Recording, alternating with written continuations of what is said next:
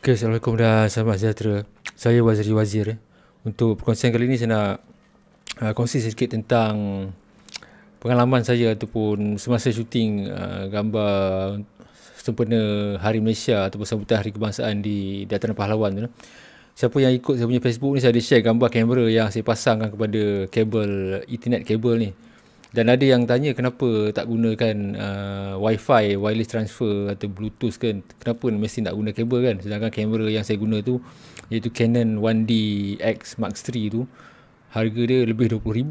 Dan kamera tu memang boleh guna hantar gambar menggunakan secara transfer secara wireless kan. Dia kena ada satu decode, satu ada dongle dekat sebelah kamera tu. Nama dia WFT, wireless transfer lah. Dia macam kalau setengah-setengah kamera tu dia ada wireless, dia terus dia built in dalam je. Macam ada setengah kamera macam kamera Nikon Z5 kan, dia boleh transfer di dalam ni pun ada. Dia ada wireless transfer, kita boleh transfer kepada phone. Dan kamera yang murah daripada ni pun boleh juga transfer ke telefon tu. So dia ada dua sebab utama lah kenapa saya gunakan benda tu, wireless transfer, bukan wireless transfer gambar menggunakan kabel ni.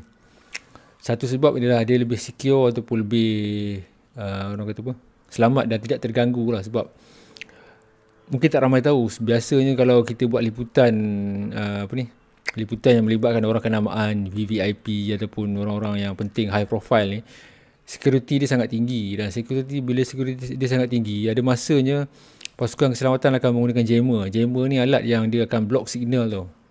Block signal atau mengganggu signal Wi-Fi yang wireless, ataupun kadang signal phone pun akan terganggu. Kadang-kadang bila orang call kawasan, sesiapa yang ada di radius kawasan tu, mungkin 1 km atau 2 km dari kawasan tempat berlakunya event tu, signal telefon kadang-kadang terganggu, jam, dia jadi jam. Dia orang pakai jammer, jam ataupun block. Kadang-kadang kita nak hantar WhatsApp pun tak lepas. Kalau kita nak tengok Facebook pun dia macam terganggu kan. So ada orang ataupun ada pihak berkuasa yang menggunakan jammer dekat kawasan tu. Dan kalau saya gunakan transfer gambar menggunakan WFT ataupun transfer secara wireless kepada pusat media yang letak dia lebih kurang dekat hampir 100 meter daripada tempat saya ambil gambar tu, signal tu tak sampai. Itu salah satu lagi. Lagi satu, kamera 1DX Mark III ni dia boleh pakai, ada satu dongle ni pasang dekat sebelah sini ya. Dekat sebelah sini ya. Okey, kamera tu saya dah hantar lah dekat sebelah sini. Dia boleh juga hantar gambar secara wireless, lebih kurang hampir 100 meter jugalah dia boleh hantar. Cuma satu kekurangan kalau gunakan WFT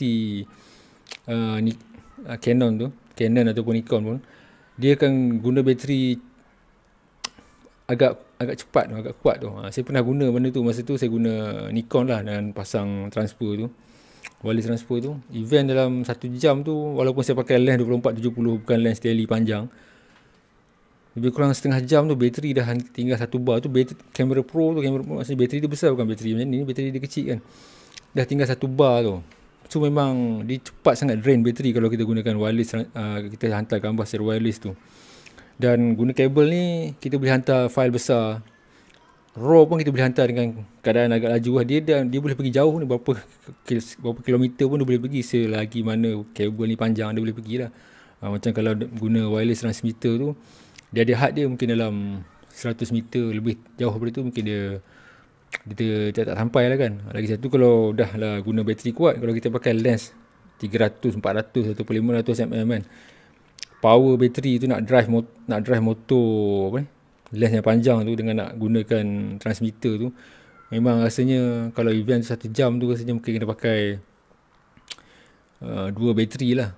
Dan leceh 2 bateri ni berapa. Bila kita keluarkan bateri tu, kita kena setting balik dia punya dia punya menu kat belakang ni untuk kita transfer kepada pusat media. So kalau kita buka sambung bateri, dia terus continue, tak apa kan. Ni kita kena setting. So benda tu makan masa lah.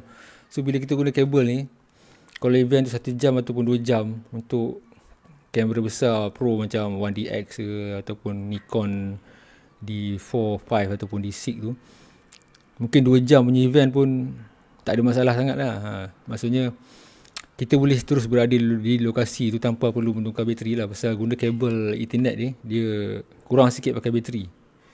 Lagi satu, dia kurang guna kabel ni dia kurang interference, maksudnya kurang gangguan signal. Kalau ada jammer pun dia masih lagi boleh sampai lah. Maksudnya tak ada gangguan tu. Kadang-kadang kalau kita ada berada di kawasan-kawasan public, yang mana event tu berlaku di kawasan public macam dataran yang melibatkan orang kenamaan high profile ni, ada setengah kawasan tu signal, kalau kita tengok terkena phone tu kadang macam terganggu tau.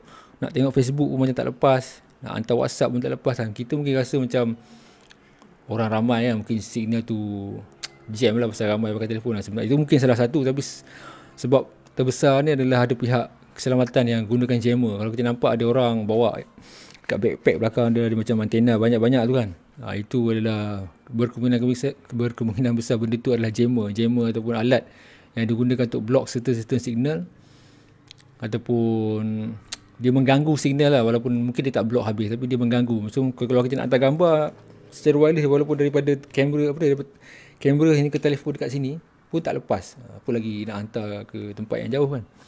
So bagi kebanyakan orang, benda tu dia jarang nampak kan, pasal benda-benda guna kabel ni biasanya profesional saja yang guna, dan biasanya kebanyakannya mungkin dalam studio diorang guna lah kan. Kalau dekat public ni orang jarang nampak, biasanya orang tengok gambar saja.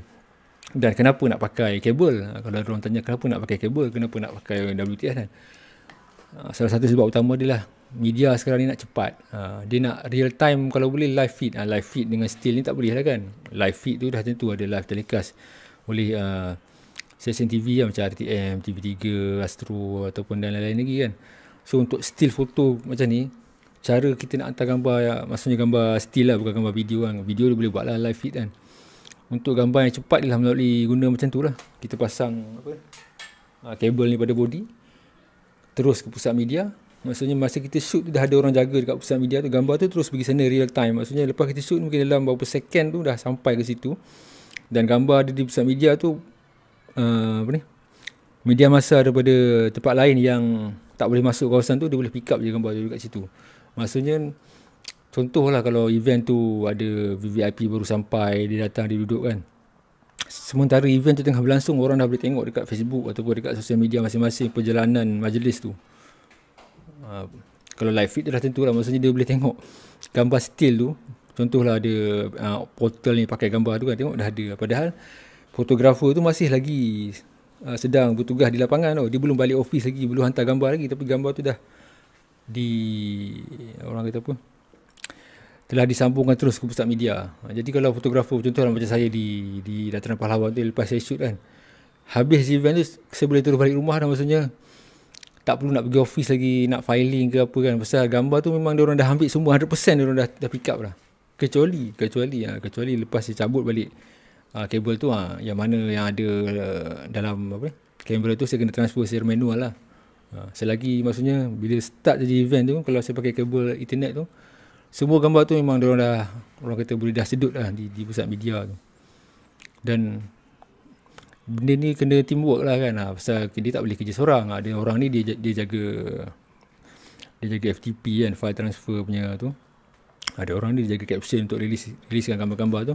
Ada orang ni pula dia jaga gambar mana yang boleh release, gambar mana tak boleh release kan. Bukan semua gambar yang macam saya shoot ni akan diriliskan untuk semua pihak pakai. Dia akan pilih lah gambar ni sesuai, dia keluarkan, dia masuk satu folder lain yang media lain boleh pick up.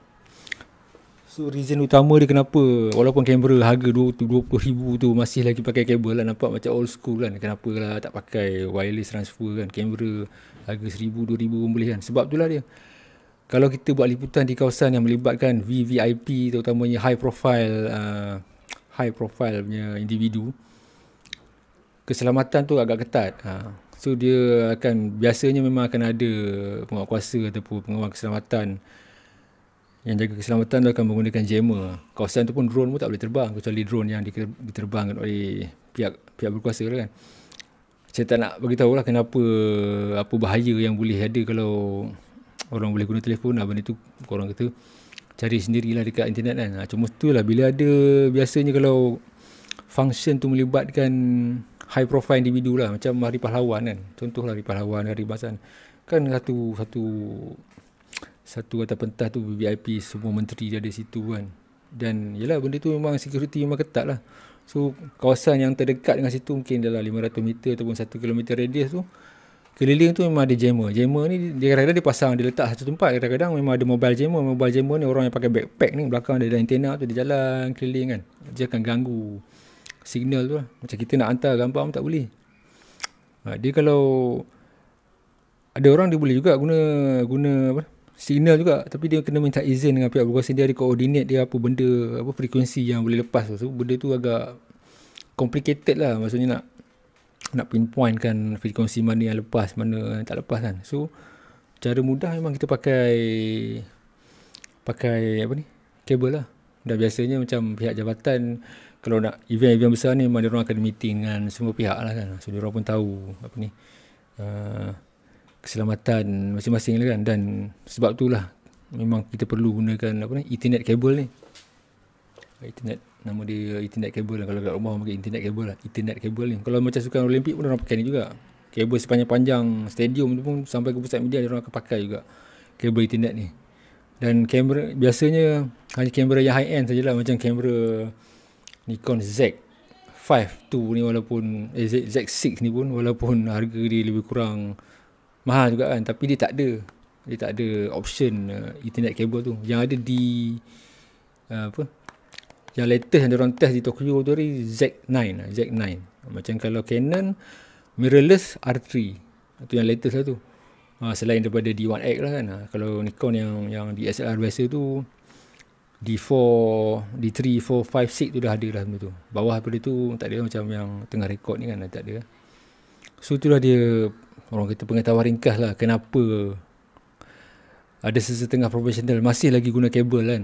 Masih lagi guna kabel nak transfer gambar. Kenapa tak guna Bluetooth ke, wireless ke kan. Sebab dia itulah dia. Sebab biasanya kadang-kadang big event ni, pihak berkuasa tempatan akan pasang jammer untuk block ataupun mengganggu siaran wireless ni lah. Bukan siaran wireless daripada telefon ke kamera ke telefon ataupun kamera ke komputer, tapi juga signal daripada telefon ke telefon lah. Maksudnya kita nak WhatsApp kawan kita ke, kita nak tengok Facebook ke Twitter ke, semua benda tu dia terganggu. Macam jam, nama pun jammer kan. Okeylah dia. Sekian perkongsian ringkas dia tentang jammer ni.